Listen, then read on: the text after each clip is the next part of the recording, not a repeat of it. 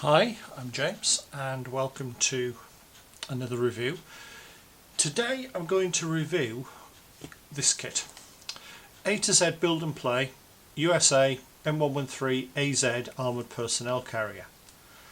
Okay, AZ, that's instantly thrown me. I'm trying to work out which variant it is. Now when I look at the box, I'm guessing it's actually an A3 because we've got the extension on the rear there for the fuel. Okay. Interestingly, it's painted up as a medic vehicle, but it's got a 50 caliber on it. So let's see what's actually in the box.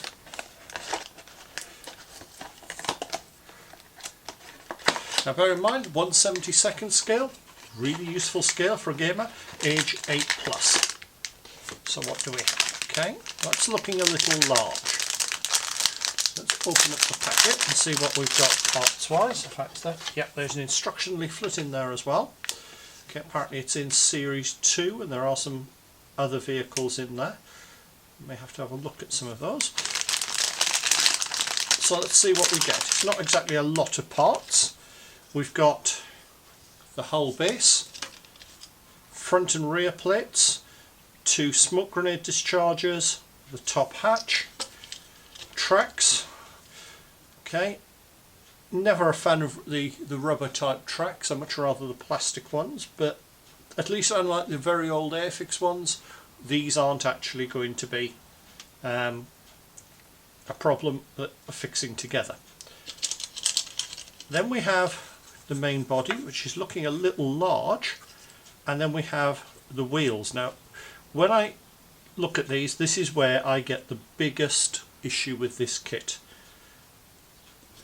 This is completely wrong. If you look at that, we've got 7 road wheels and 6 return rollers plus the front and rear ones.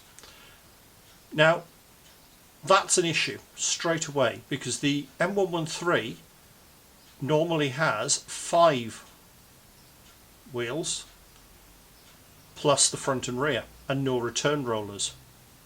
So this is completely wrong for the kit. Now, having done a bit of research, this is the standard fit for all of their models. Every vehicle seems to come with these. Okay, that's not good news. But then we've got the actual hull. Now the hull detailing I quite like. There's some nice details. You've got a nicely detailed driver's hatch. You've got the rear hatch. You've got the tools. Everything on it looks good, except for the scale. So let's just put this out the way for a second and bring in best Blue Peter tradition, here's one I made earlier. Now this is where I get the even bigger problem. It's nothing like the model on the box. It is a completely different model. I actually feel very aggrieved about that. It's possibly an artist's drawing of it. There's no way that is this model kit. Now scale wise, it's a little bit out. I actually did all the measurements. Now for the purpose of this, I've assumed that we're building a stretched version. The Australians did do a version, the AS4, which actually does have an extra road wheel. So okay, that'll put me up to 6 road wheels. That still doesn't match this. So scale wise, the height of the real model, so the real vehicle, is 2.5 meters.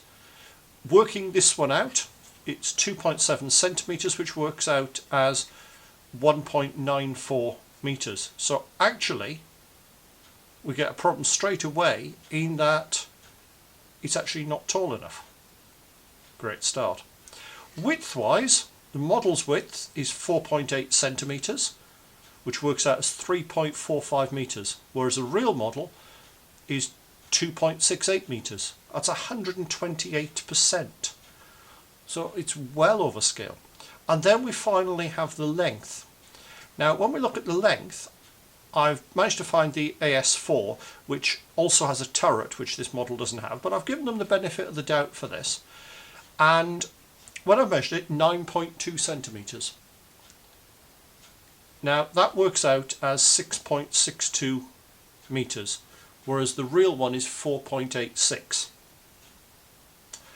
Yeah, 136%. So when I actually calculated it all out, the width and the length actually work out as roughly 1:56 scale.